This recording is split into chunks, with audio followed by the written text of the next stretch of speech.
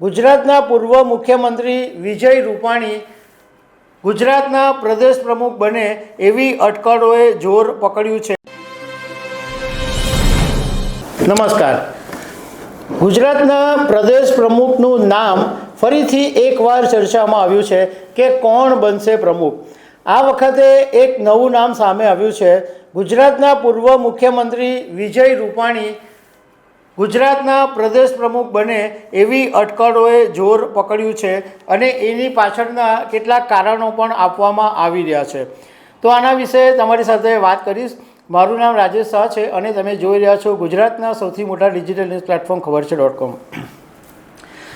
ગુજરાતના ભાજપ પ્રદેશ પ્રમુખ તરીકે સી.આર. પાટીલ હજુ પણ છે। સી.આર. પાટીલનો જે કાર્યકાળ હતો એ તો જૂન 2023માં પૂરો થઈ ગયો હતો, પરંતુ એ પછી જ્યારે લોકસભા 2024ની ચૂંટણી આવી ત્યારે એમનું એક્સટેન્શન આપવામાં આવ્યું। સત્તાવાર રીતે નહીં, પરંતુ એમને પ્રદેશ પ્રમુખ તરીકે ચાલુ રાખવામાં આવ્યા।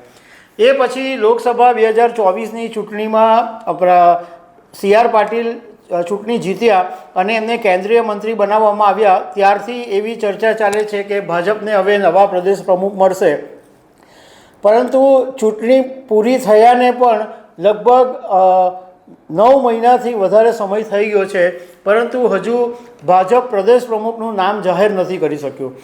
15 જાન્યુઆરી પછી, એટલે કમૂરતા પૂરા થાય અને 15 જાન્યુઆરી પછી ભાજપના પ્રદેશ પ્રમુખ, સુરત શહેર એટલે શહેર ભાજપ પ્રમુખ, જિલ્લા ભાજપ પ્રમુખ એ બધાના નામ જાહેર થાય એવી ઘણા સમયથી ચર્ચા ચાલે છે, પરંતુ હજુ સુધી નામ જાહેર નથી થયા।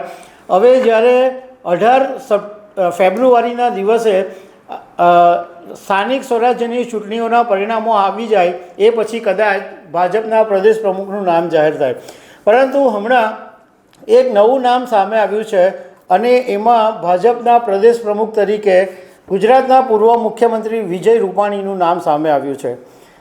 વિજય રૂપાણીનું નામ સામે આવવા પાછળનું કારણ એ છે કે રૂપાણી સરકાર, સંગઠન અને રાષ્ટ્રીય સ્વયંસેવક સંઘ એટલે RSS બધાની સાથે એમનો અનુભવ છે, બધાની સાથે કામ કરી ચૂક્યા છે અને રૂપાણીને હાલ ભાજપ જુદી જુદી જવાબદારી આપીને એમનો ક્યાસ કાઢી રહ્યા છે। એમને મહારાષ્ટ્રની હમણાં તાજેતરમાં જવાબદારી આપવામાં આવી, રાજસ્થાનના પ્રદેશ પ્રમુખની પસંદગી કરવાની જવાબદારી આપી, અત્યારે વિજય રૂપાણી પંજાબના પ્રભારી પણ છે। બીજો એક જોગાનું જોગ એ છે કે ભૂપેન્દ્ર યાદવ જે રૂપાણી સરકાર વખતે ભાજપ સંગઠનના પ્રભારી હતા એ જ અત્યારે ગુજરાત ભાજપમાં નિરીક્ષક તરીકે પણ કામ કરી રહ્યા છે અને ભૂપેન્દ્ર યાદવ અને વિજય રૂપાણી અનેક વખત બેઠકો અગાઉ કરી ચૂક્યા છે, એટલે ભૂપેન્દ્ર યાદવને રૂપાણીની જે રાજકીય અનુભવ છે, જે એમનો રાજકીય એક્સપર્ટાઇઝ છે એ બધા વિશે ભૂપેન્દ્ર યાદવને ખબર છે, એટલે એવું એક વાત સામે આવી છે કે આ વખતે વિજય રૂપાણીને ભાજપના પ્રદેશ પ્રમુખ બનાવવામાં આવી શકે છે। વિજય રૂપાણી જ્યારે ગુજરાતના મુખ્યમંત્રી હતા ત્યારે એમનો 5 વર્ષનો કાર્યકાળ છે એ ભાજપે પૂરો થવા નહોતો દીધો અને જ્યારે 4 વર્ષ પૂરા થયા ત્યારે વિજય રૂપાણી પાસેથી રાજીનામું લઈ લેવામાં આવ્યું હતું અને વિજય રૂપાણી અને ગુજરાતના ભાજપ પ્રદેશ પ્રમુખ સી.આર. પાટીલ વચ્ચે ઘણા અણબનાવના કિસ્સાઓ સામે આવતા રહેતા હતા। બંનેને એકબીજા સાથે બનતું નહોતું, પરંતુ એવું કહેવાય છે કે ભૂપેન્દ્ર યાદવે સરકાર અને સંગઠન વચ્ચે સમાધાન કરાવ્યું હતું। બીજું કે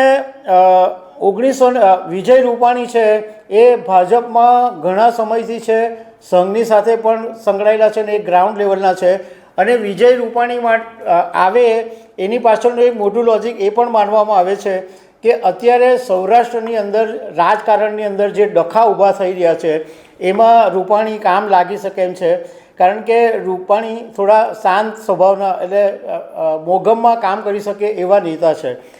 વિજય રૂપાણીની વાત કરીએ તો 1998માં ભાજપના પ્રદેશ મહામંત્રી હતા અને 2006માં પર્યટન નિગમ, 2013માં મ્યુનિસિપલ ફાઇનાન્સ બોર્ડ અને 2006થી 2012 સુધી રાજ્યસભાના સભ્ય હતા અને 2016માં ગુજરાત ભાજપના પ્રદેશ પ્રમુખ તરીકે પણ વિજય રૂપાણી રહ્યા હતા। એ પછી જ્યારે આનંદીબેનની સરકાર પડી ગઈ ત્યારે વિજય રૂપાણીને ગુજરાતના મુખ્યમંત્રી બનાવેલા, પરંતુ એમને 4 વર્ષ પછી હટાવીને ભૂપેન્દ્રભાઈ પટેલને ગુજરાતના મુખ્યમંત્રી બનાવવામાં આવ્યા હતા. 20 તારીખ પછી કદાચ જો ભાજપ પ્રદેશ પ્રમુખનું નામ જાહેર થાય તો ખબર પડશે કે કોણ ભાજપ પ્રમુખ બન્યું છે. તો દર્શક મિત્રો, આવી અનેક વાતો સાથે અમે તમને મળતા રહીશું. Thank you very much.